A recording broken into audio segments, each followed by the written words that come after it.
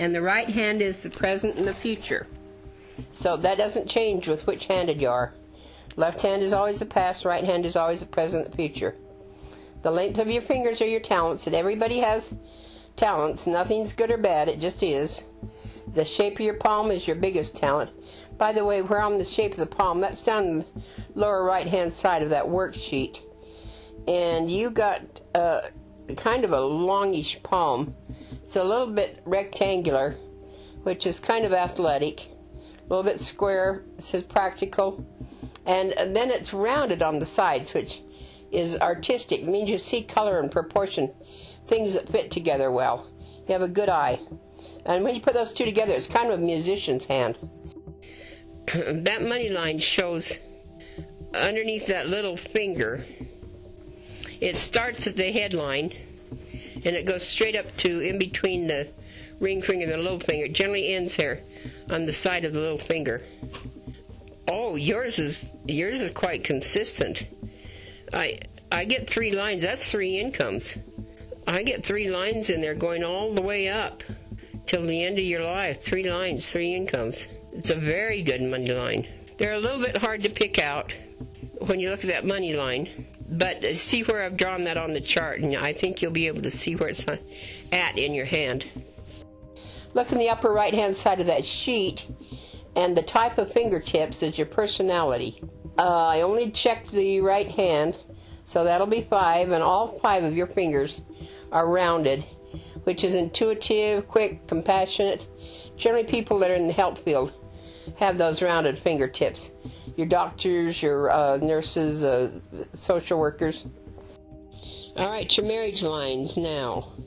They show in that section right above the heart line. See where the heart line starts in between your index finger and your middle finger, goes over and ends, the little tassels on the end at the edge of the hand. Well, where that ends, where the little tassels are, which, by the way, yours are very good. Those are flirt lines. Means you interact well with people. That section right there in between the end of the heart line and the ring around the little finger is where your marriage and your children lines will show. Now, your marriage lines go horizontal from the outside in. The ending is towards the inside of the palm. And then the children lines go vertical from the ring around the little finger on down. So I only see 2 marriage lines. Now, I know you said you've been married twice. I don't think that second one even counts. What has to show in the hand is if you bonded with a person. And I don't think it even shows. I can see the first marriage in the hand. Very light. Wasn't a very good marriage. And I marked up there a very light line. The second marriage, I just don't think it even shows in the hand. That section is divided into thirds. The first third of that section is like 20 and 30. The next third is 40 and 50. And the last third is 60, 70, and 80. But then that second marriage line is and I'm not counting your second marriage that you only was with her for a month. I've got written there the second marriage doesn't even show. Your third marriage line is a dark one. It's a really good line. That's the good line that you see in that section right below your little finger. And then I can't tell exactly when you're going to marry from looking at the marriage lines. I have to go to the fate line.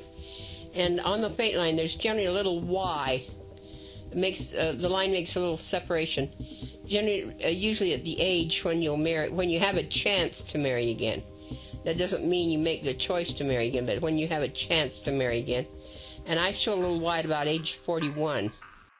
But I see 3 children across the line. Now, that's 3 children that you have bonded with. It doesn't mean they have to be your own children. It means children that you have bonded with. So it's possible that if you marry, you might get a child with that person. You might have a stepchild or something. But I show 3. Or you may have another child with that person that you marry. That health line is an indication of your internal organs. And you should see one clean line. And I'm getting several little lines in there. That means you're getting some problems in that lower back, probably. Your internal organs are your pancreas, your colon, your stomach. So something inside your body is getting stressed, probably from your back being out of place.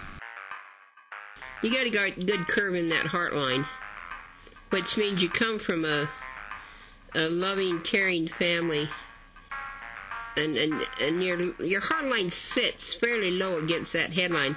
Means you're kind of passionate. So that's a good heart line. What you don't want to see is the little islands on the heart line. You're getting a couple of really little tiny islands on there, a little bit of heart stress. See where it says lines of energy and look down where it says island? It's a little break in the energy when you get the islands. And there, it's not bad. It's not that bad though. Your heart actually looks pretty darn good. And that goes clear up in between your index finger and your middle finger. Means your immediate family kind of spoiled you a little bit. It means that you're very well attached to that immediate family.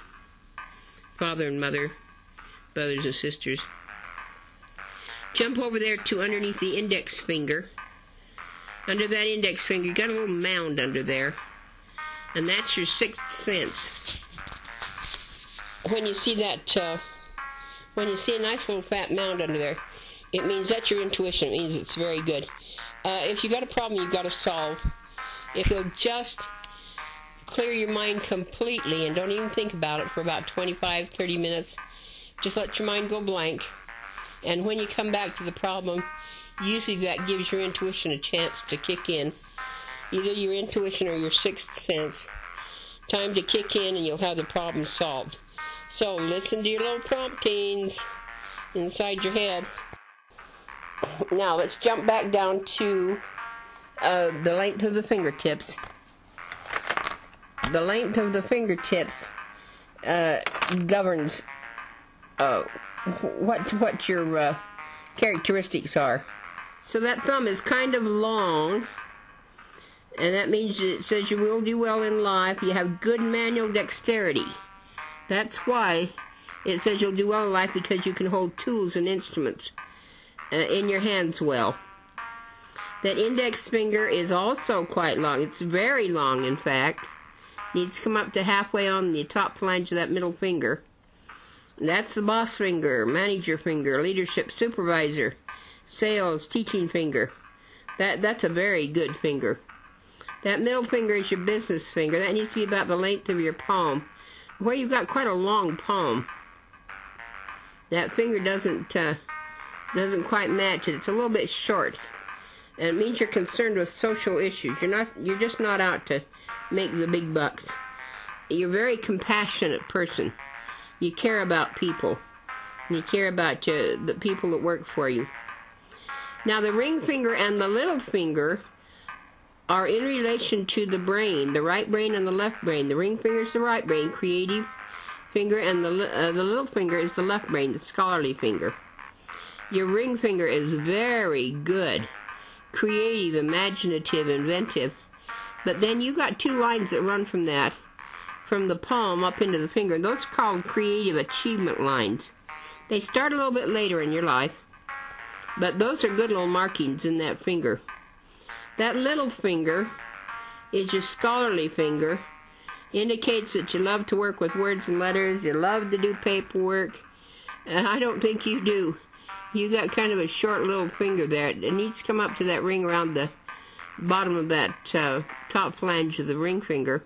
And it's a little bit short. Hands-on person. You're very active. You like to move around. That's actually the manager finger. So that's very good. And I find that generally when you have kind of a long index finger, that you usually have kind of a short little finger, which means you're a good manager. Now we are down to the head line. That is the head and the spine line. Very intelligent line. But you're getting some little islands on that head line. That means your spine's out of place a little bit. And if you're out of place at the top part of the spine, it's going to throw that lower spine out to compensate. Now here's the story with your spine. If you'll find that spine chart and look down at the bottom where it shows a picture of a vertebrae, you got two little nerves that come out of each side of each one of those vertebrae, and they go to different areas of the body. Look on the other side of that chart, and that first column is the area of the body that those nerves go to. They come off that vertebrae, each one of those vertebrae, and go to the blood supply to the head, the pituitary gland, the eyes, the optic nerves, vocal cords, thyroid, lungs, liver, stomach, spleen, pancreas, adrenal glands, on down in that column. So they go to those organs and the parts of the body, and then if those vertebrae are twisted out of place or damaged at all, it's going to cause some problems in that part of the body. So look at the second column over there where it says effects. Here's the effects if that's you got some damage in any of those vertebrae.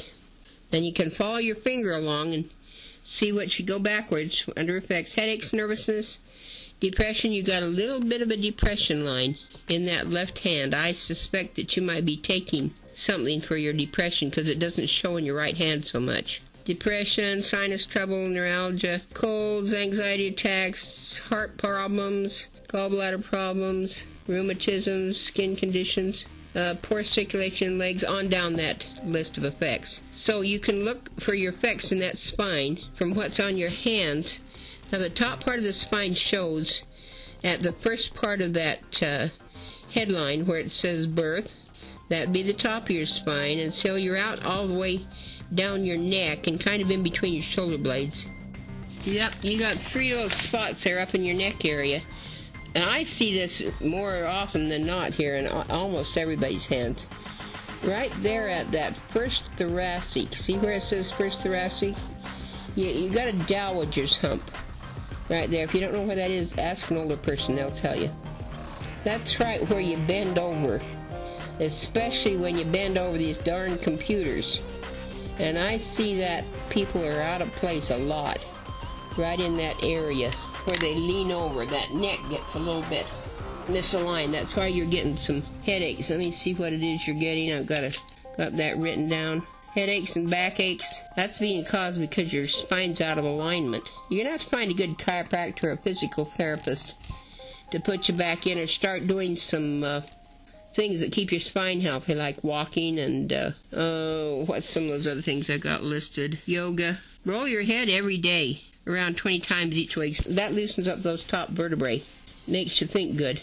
But, and here's a trick I teach the girls that sit at those desks in those darn offices all day long. If you'll put your arms straight out in front of you, and then you lock your fingers together and turn your palms upside down, and then put your arms straight above you, and that means your palms are facing the ceiling. Your palms will be upside down.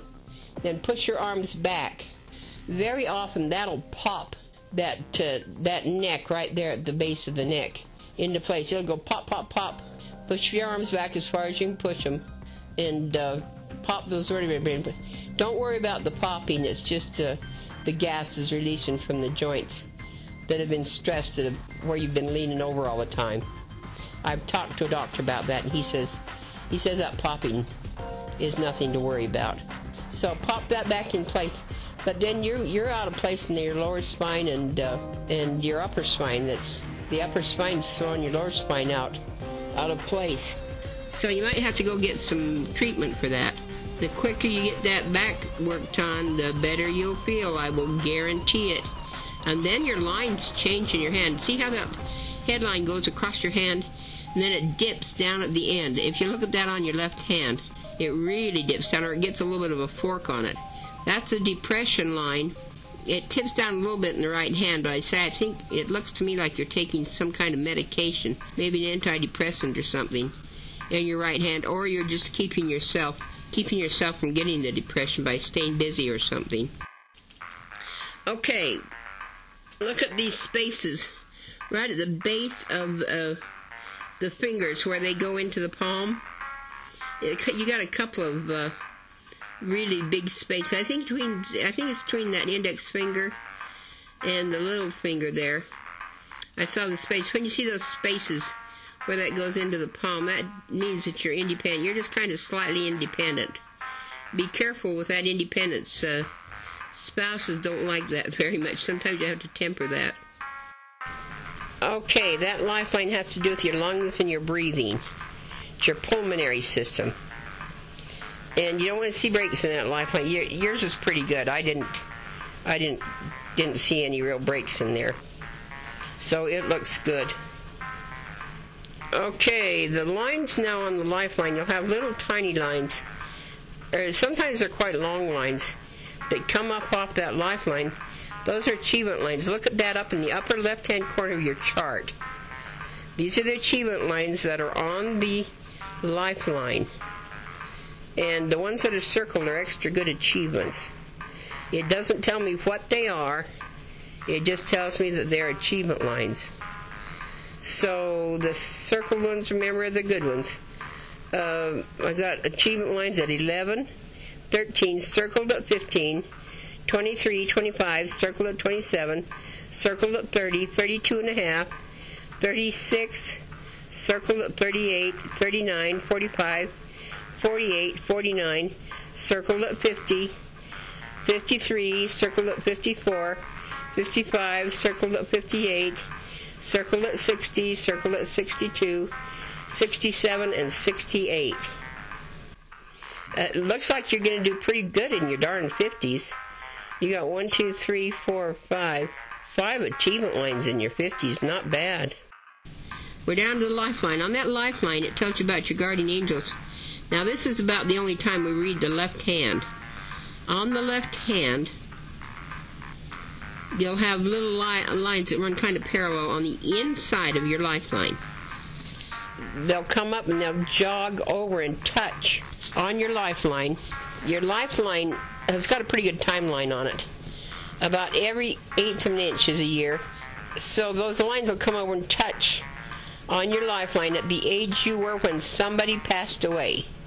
Say your grandparents, your grandfather, your grandmother, your parents, your siblings, cousins, somebody that you kind of bonded to, kids in school, old girlfriends, old boyfriends. So this is the age you were when somebody passed away, and it makes the line comes up and touches on the line. Then it makes a little line that goes across. I have to find 3 lines that converge. So I get guardian angels at age 10. Remember, this is the age you were when they passed, and age 12. So think who it was that passed at those ages, your ages there. Then if you've ever had a visit from a guardian angel, that line comes up and touches. It's on your right hand. It touches your Lifeline, but it doesn't make a line that goes across. It just makes a line that touches on that Lifeline. So I get one at 13. Then I get one at 15. That could be a time when you had an illness or an accident, or you had to go into the hospital or something. Little protection there. Okay, the fate line now. So every time that fate line breaks, it's a change in either your career or your lifestyle. It doesn't tell me which. And I can't, there's nothing I can do to decipher that, whether it's the career or the lifestyle. And then generally the line will overlap. So here's the fate line. The changes. At age 31, there's a change. And from 31 to 45, I get 2 lines running right next to each other. That means 2 jobs, 2 responsibilities. Now that could be family and a career. That could be 2 different jobs. It could be a job and a hobby. And then at age 38, there's, which is right in the middle of those 2 lines, there's a change in the one job, the one line that's running parallel. Now at age 43, there's a change in the other job. So you got changes in both those jobs, but those 2 lines run parallel. Two different responsibilities up until 45. Now at age 45 to 50, there's only 1 line. So you just got 1 responsibility. But age 50 to 55, 2 lines start again. And so at age 50, and then at age 55, then at age 55 to 70, there's 3 lines running in there. That's 3 responsibilities. And that runs all the way up to 70. But one of those lines crosses that ring around the middle finger. These only go up to the Saturn finger. If they go somewhere else, they're not the fate line. And that's age 80. So it crosses over and it goes all the way up to age 87. And that usually will tell you how long you're going to live. But that fate line, it should go right straight up to the middle of that Saturn finger. It jogs off to the left side a little bit. And usually when it jogs off to that side, it means your spine's a little bit jammed. So you've done something to either fallen on your head or fallen on your tailbone or something that's jammed that spine. But you get that spine straightened up and that line's going to change directions and just go up the middle of the hand. The fate line, when it starts down towards the palm. And if it swings out to the outside, you're very sociable. You like to have your friends and family around you all the time. But it starts right down the middle of your hand, you're very private. But yours is a nice sociable line. Means you like to have friends and family around.